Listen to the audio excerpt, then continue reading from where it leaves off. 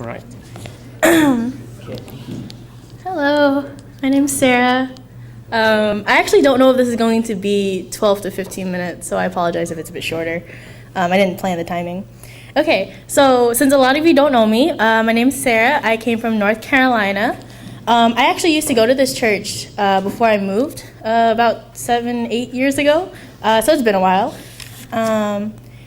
I came with my friend Hesya, right over there, and my brother. And I grew up in the church. My parents became Christians when they moved here to the U.S. And after I was born, I went to the church's preschool. I went to their kindergarten class. I went to their elementary program, and then I went to their middle school program. And then when I moved to North Carolina, I met my current church at their high school program. And so, let's see. I first became a dedicated Christian about 3 years ago, because I know a lot of people who, especially like me, who grew up in the church, you're brought up with a lot of Christian knowledge. So you know God's your Savior, Jesus died for you, you have to pray to Him all the time, but you don't necessarily take it into your heart. And so about 3 years ago, my brother and my parents decided to get baptized. And so then I decided, you know what, I think it's my turn too. And so I decided then that I wanted to dedicate myself to God. And so then after I got baptized, I started reading the Bible more often. I started praying more often. I talked to God a lot more. I kept asking Him to show Himself to me, to reveal Himself to me in what I did every day. And I tried to read my Bible consistently. It doesn't always work out very well for me. I don't know why. Apparently a lot of y'all have the same trouble. Bible reading consistent Bible reading has always been a problem for me. I don't know why. But then not long after, I think I stopped. It wasn't that I stopped feeling God's presence, it's that I stopped relying on Him as much. And so, kind of like what Pastor was saying, after you're reborn again, you really want to desire God, but then whether it's because you don't feel Him as much, or you don't think He's answering your prayer, or, let's see, what else did I write here?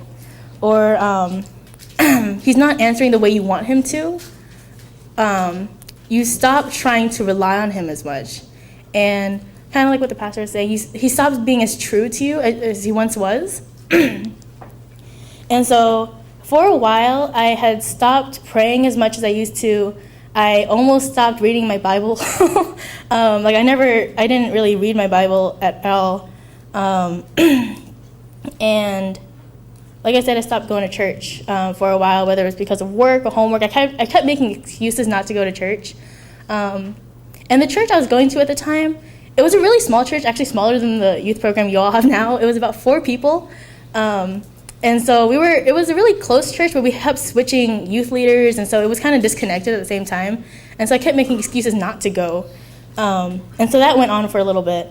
And then fast forward to last year, my family had stopped going to church, or my brother and I stopped going to church for about a couple of months or so, or a good amount of time.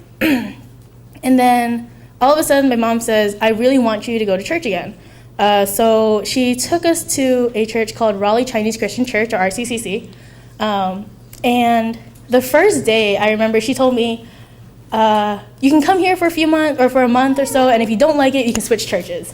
Because there was an American church I'd wanted to try out or something. But the first day I got there, the worship team needed a singer. And so I got volunteered. And so I got stuck singing for that worship team. So I couldn't leave after that. So essentially I got pulled into being stuck at church. And but I'm at that church now. And then so after being a part of their worship team and after being with their youth group, I've started to notice that their youth group is very passionate for God, whether it's because of their pastor, whether it's because of just the students themselves. Everyone seems to really want to learn about God. And so as a person who had a lot of influence from society and from my friends who weren't Christians. It was kind of new to me. And it reminded me of when I first became a Christian and I thought, God is real and I really want to know about God. And I had lost that sometime when I stopped going to church and stopped reading the Bible and stuff. And so after I had moved to church, I could start seeing God acting in ways, like in other students, not necessarily in my own life, but like we would go on mission trips and then people would see God act through the things we did. Like we would go on, let's see, what's one thing we did? It was like a arts festival or something, and we would go out and we would talk to the people. We would do crafts with the kids. But what I pulled out from there was people would come to us and we would tell them about God and they would listen, and then they would be kind of intrigued, and then God would kind of act on them a little bit, and then they would come back to us and be like, "Oh, thank you for telling me about God. I now go to this church and it's all great." But a lot of people, I saw a lot of the students take away from that, and a lot of students who weren't believers became believers. And so I saw God transform people's lives like that. And so people who used to be kind of like rowdy, kind of detached from the church, were now very intimate with the church. They were very intimate with God. They were very involved. And so I was like, I really want that to happen to me. Because I had recognized that I was very detached from God. I knew he was there, but I didn't really talk to him as much as I used to. And so I started to pray a lot more. I started to be more involved in my youth group. I found a person to talk to as a church friend that I could confide in. And then, kind of like what the pastor is saying, as I started to talk to God more, he became more real. And so, for example, I'll pray before I study, or I'll pray before I take a test in school. I'll pray before I eat. I'll talk to him before I sleep. I'll talk to him about any problems I have, any family problems, any problems with my life. And then as I started to pray more, I started to see him answer my prayers more. And as he started answering my prayers, I started to believe he was more real. And I think that's the problem with a lot of people with today's generation.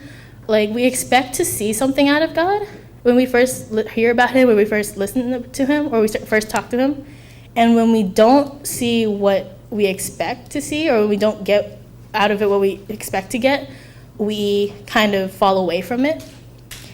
And I think that's one of the main problems we have in today's generation. Especially in my life, I can see that happening in my life. So I could see it happening with a lot of other people as well.